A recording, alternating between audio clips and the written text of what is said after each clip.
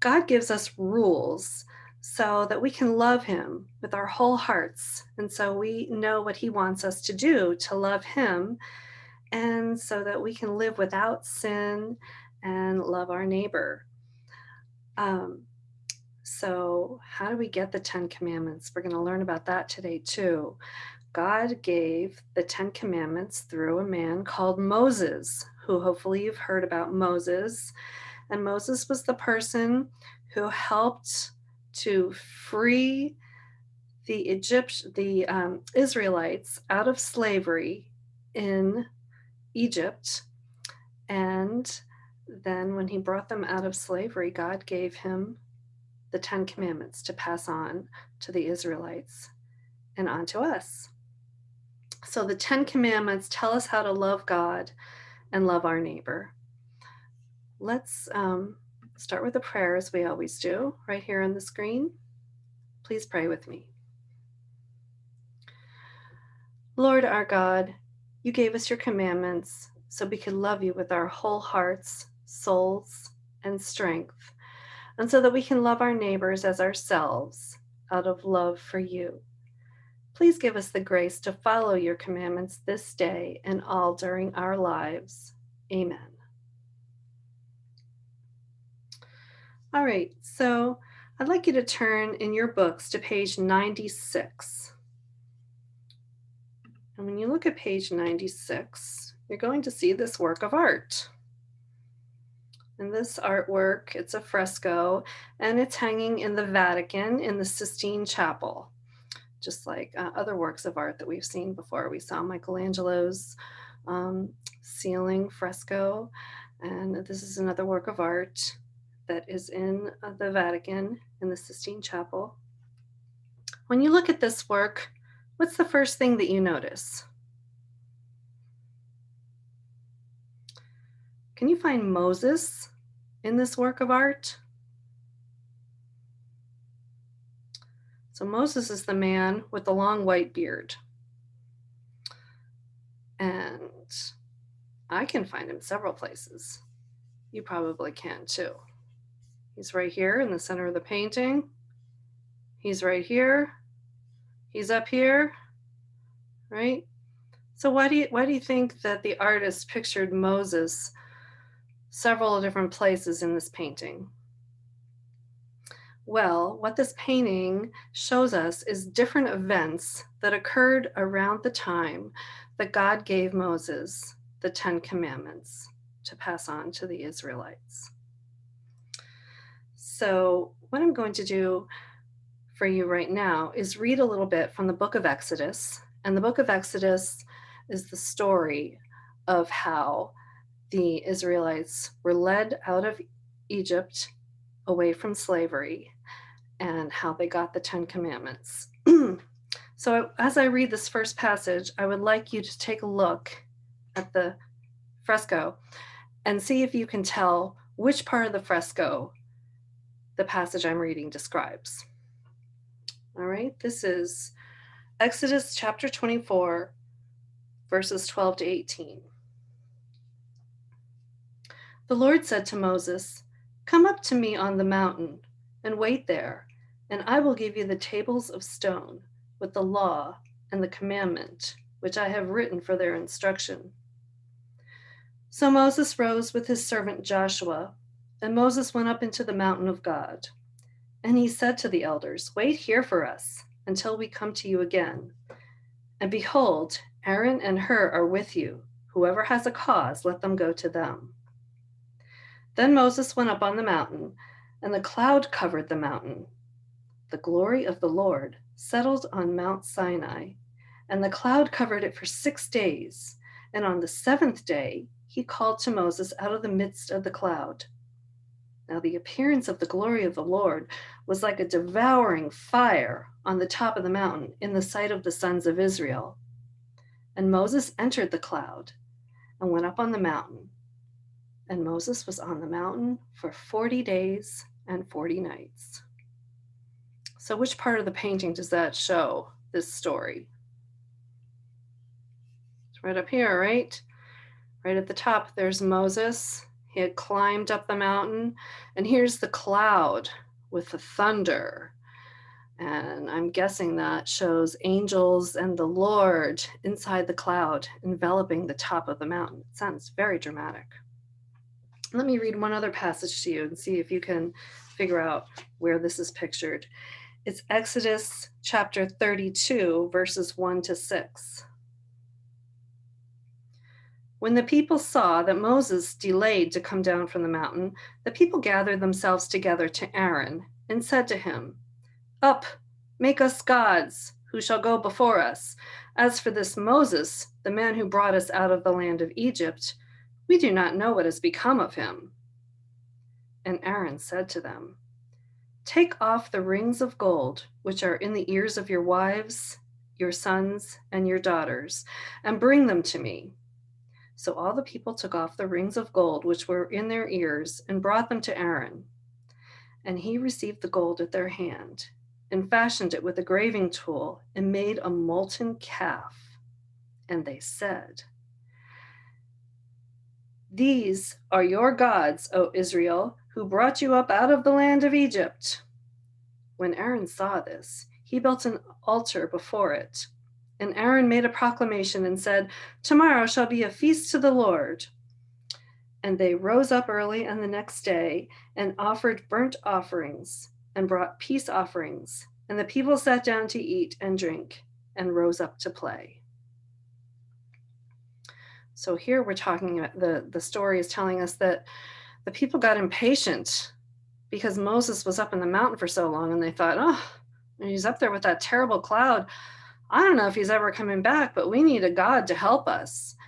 And so they went to Aaron, who was Moses's brother, and they said to him, "You better make us a God because we need someone to lead us," right? And so then he told them to take off their gold earrings and he made a golden calf, a molten calf, which is a calf made out of gold. Can you see this somewhere in this fresco? Right here in the center, right? There's the molten calf, and there's the altar that Aaron built. So we'll see what you think about this part of the story when we talk about the Ten Commandments.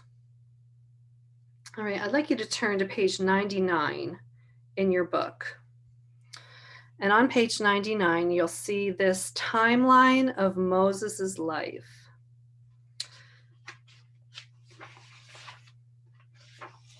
So let's talk a little bit about Moses and who he was. So Moses was born a Jew. He was born to a Jewish family. And at the time he was born, the Israelites were all in slavery in Egypt. They were all slaves to the Egyptians. So what was happening was the Israelites were having so many children that they started to have more Jewish people living in Egypt than Egyptians. And that was making the Pharaoh nervous. Okay, the Pharaoh was the king of the Egyptians. So the Pharaoh came out with this terrible decree that all newborn male Israelites would be killed. So to save Moses's life, his mother put him into a basket made out of reeds and hid him along the Nile River. So this is part of the story right here. Okay. So what happened then was the Pharaoh's daughter went down to the river to bathe, and she discovered the baby Moses in the basket. And she decided to adopt him. So she took him home to the palace and raised him as an Egyptian. So Moses was raised in the palace of the king.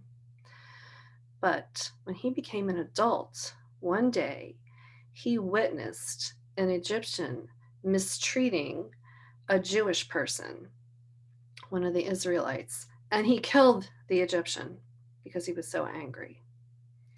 So then he was wanted for murder, and he fled into the desert in the land of Midian. All right, so Moses was wanted for murder.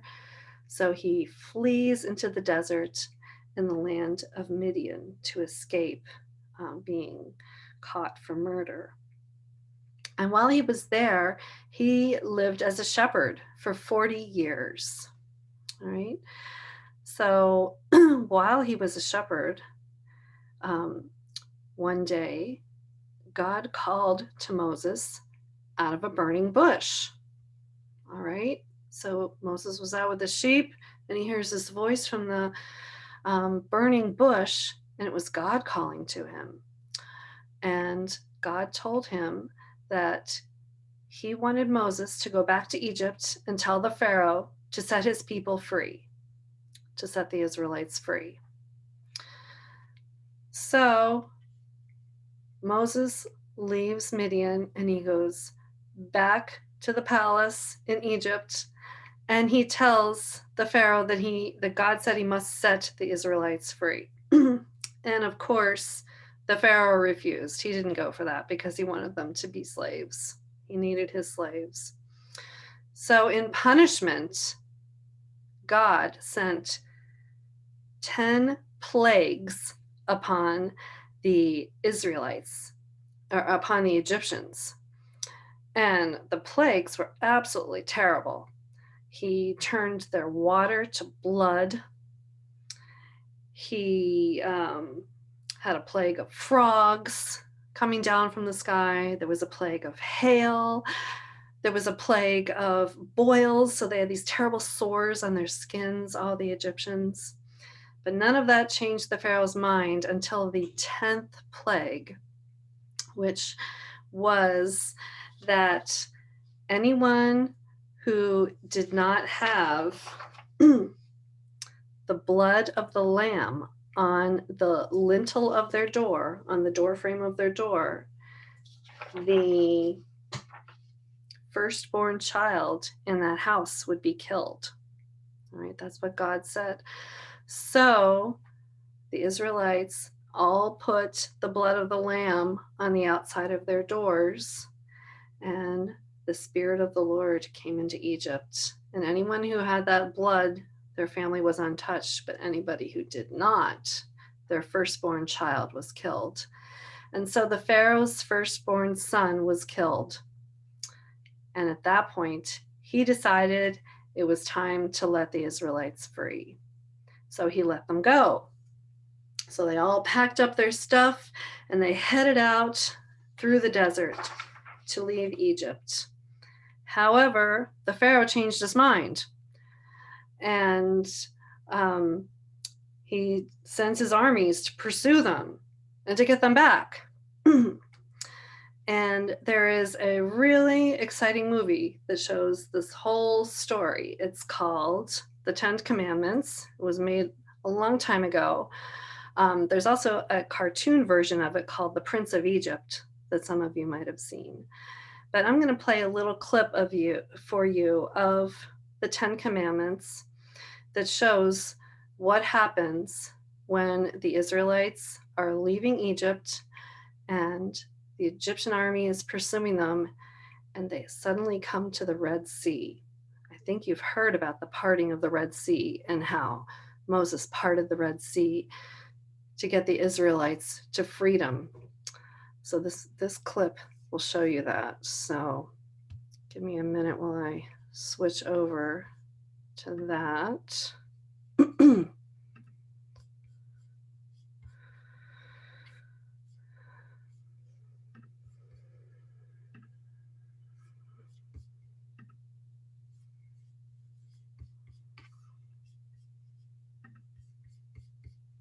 Sorry.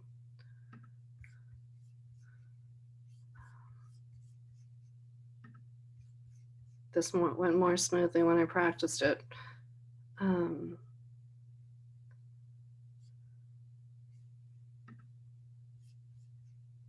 Just give me 1 second here.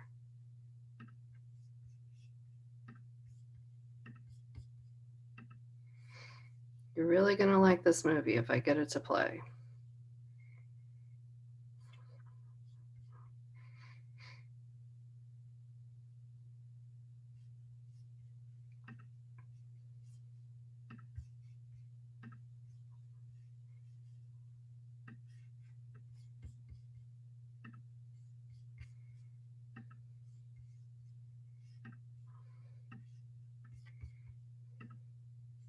Here we go. All right, here it goes. Want to see your men killed? Moses! What is it, Joshua? What is it? Pharaoh's chariots! I've ordered men to block the pass. How can we fight chariots? Nothing can stop them! Order the men to move back, Joshua. Move back? Where? Into the sea? Into the hand of God. Deliverer. Yes, he has delivered you to death. Look! Look! Blame Moses for this. Deliver him to Pharaoh. Yes. Stone him.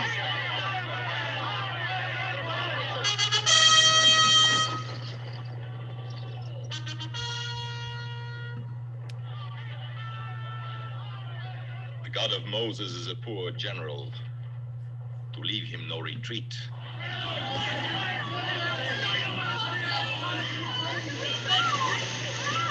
10 times you have seen the miracles of the Lord, and still you have no faith. He's a false prophet who delivers you to death. Stone him! Stone him! Listen to Moses! He speaks God's will!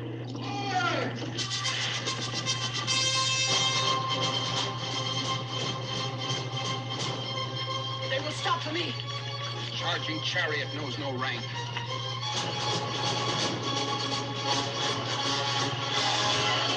Was it because there were no graves in Egypt that you took us away to die in the wilderness? Why must we die? Fear not.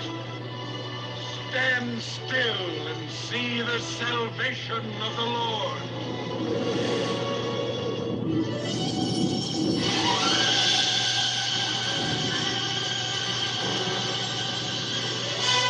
The pillar of fire! It is the faith of God.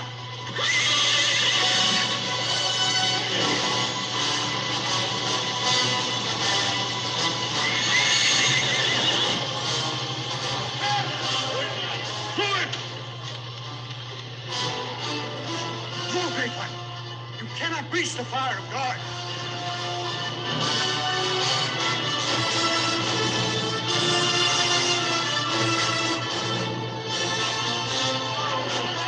Gather your families and your flocks. We must go with all speed. Go where? To drown in the sea? How long will the fire hold Pharaoh back? Will it hold? After this day, you shall see his chariots no more. No! You'll be dead under them.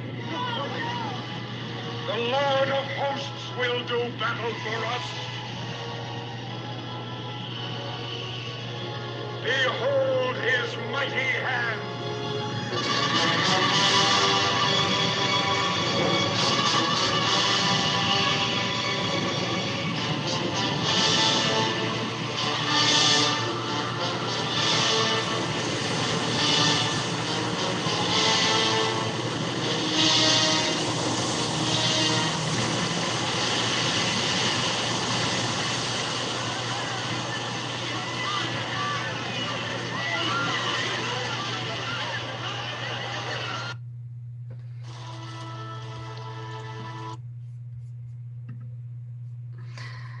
Okay, so that showed how Moses parted the sea so that the Israelites could escape from the charging Egyptians.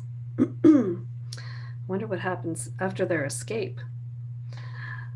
What I'd like you to do now is turn to page 100 in your textbook, and I'd like you to read what's written, Exodus 19, and answer the questions on pages 101 and 102. So I'd like you to pause the recording now, read Exodus 19 on page 100 and a little bit of the top of 101, and then answer the 8 questions that are there. Then when you're finished, come back and we'll talk about them.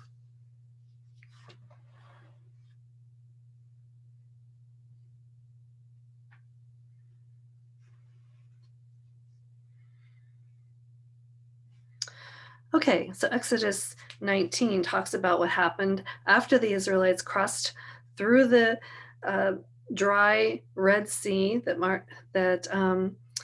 Moses had parted for them, and they're in the desert, in the middle of nowhere, right?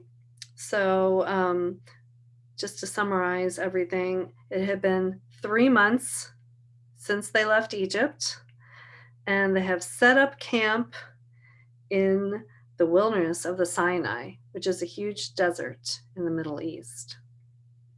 And what does God tell Moses to tell the Israelites when he first goes up the mountain of God? Right? He said, "You saw how I treated the Egyptians and how I bore you on eagle's wings to bring you to myself.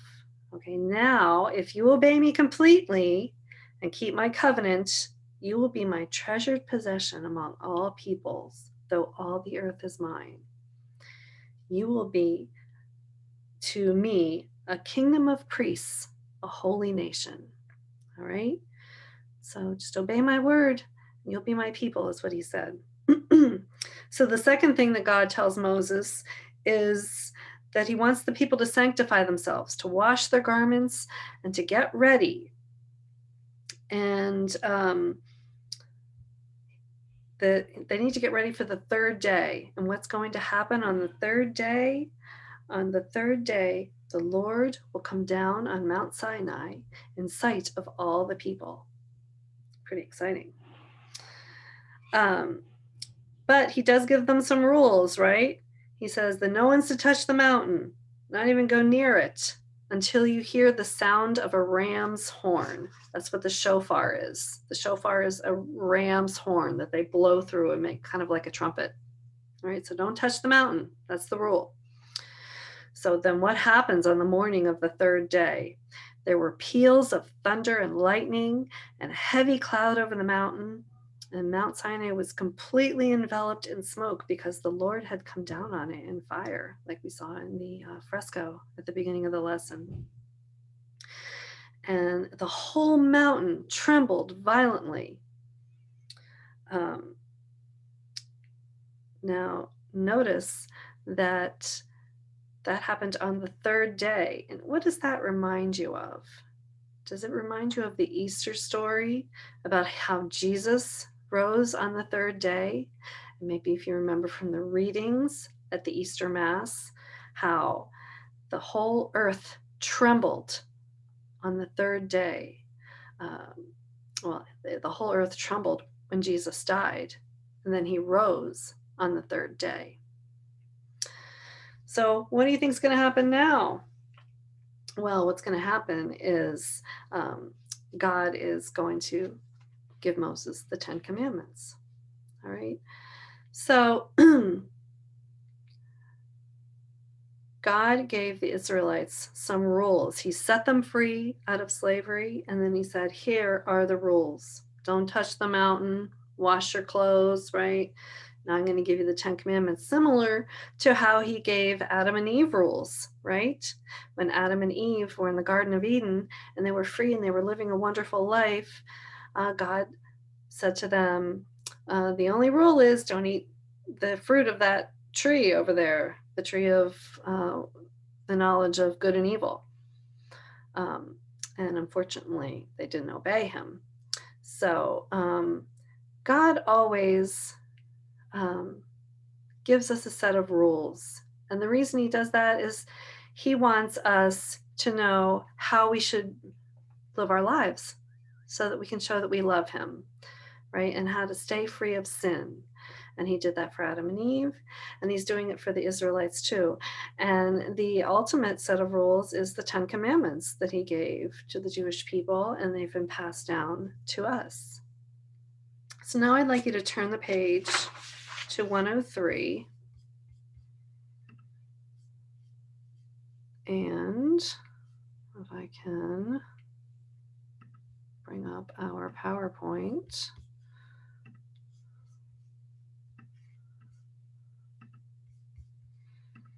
We're going to look at the 10 Commandments.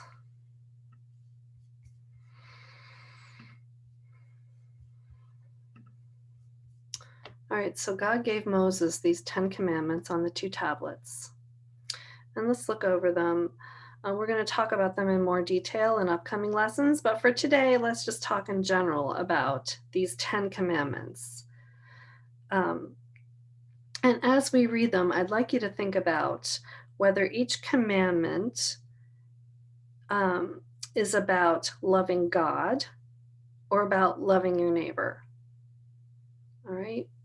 So the first commandment is, I am the Lord your God. You shall not have strange gods before me. Is that about loving God or your neighbor? All about God, right? It says, love no other gods before me. So boy, those Israelites, they made a big mistake, right? When they made that molten calf to worship, which is something that they did back in Egypt, something the Egyptians did, something that other cultures did that didn't know about God. All right. But God said, oh, no more of that. You only love me because I am your God. All right. Second commandment, you shall not take the name of the Lord your God in vain. Okay. Is that about God or your neighbor? Again, it's all about God. Don't use God's name in vain. So that's the second commandment for how to love God. 3, remember to keep holy the Lord's day. Is that about loving God or your neighbor? The Lord's day, right? So the first 3 commandments are all about how to love God. Now we know the rules. Now we know how to keep free from sin in that area and how God wants us to love him. Let's look at commandment number 4. Honor your father and mother. Is that about God or your neighbor? That is about your neighbor, meaning other human beings, other people you come in contact with, including your father and mother. Okay, so commandment 4 is how to love other people. Commandment 5, you shall not kill. Also about how to love your neighbor, other people, no killing. Commandment 5, you shall not commit adultery. Adultery is about married love. Okay, that means when you get married, you only love your spouse, not other men or women. So that's about how to love your neighbor. You shall not steal, also how to love your neighbor. You shall not bear false witness against your neighbor. Okay, bearing false witness means lying. Okay, so this is the commandment that God made that said, don't lie. All right. And commandment 9, you shall not covet your neighbor's wife. That's about being jealous. Okay. And again, it has to do with loving your neighbor, not being jealous of other people and things they have. And finally, you shall not covet your neighbor's goods. All right. And that's about being selfish. So all of the commandments on this right-hand side are what God gave us to tell us how to love our neighbor. And the first 3 commandments on the left-hand tablet are about how to love God. We're going to talk about each of those commandments in more detail in the next couple of weeks. But today we learned how we got the commandments and why we have them, right? God gives us the commandments so we know how to love him and how to love our neighbor, how to stay free of sin, and how to become more virtuous. And we learned how we got the commandments, that God chose Moses to bring the Israelites out of slavery, and he gave them the commandments, and they've been passed down to us. And the 10 commandments show us how to love our God and our neighbor. So next week, we're going to talk about commandments 1 through 3. And if you'd like to see more of that 10 Commandments movie, I'm sure you can find it on YouTube. That's where I found it. You can ask your parents if it's okay to watch it. You might be able to find it on Netflix or something like that. It's a movie that's okay for everybody to watch. And as I said, there's also an animated movie called The Prince of Egypt that is similar to it that you might enjoy too. So until next week, God bless you.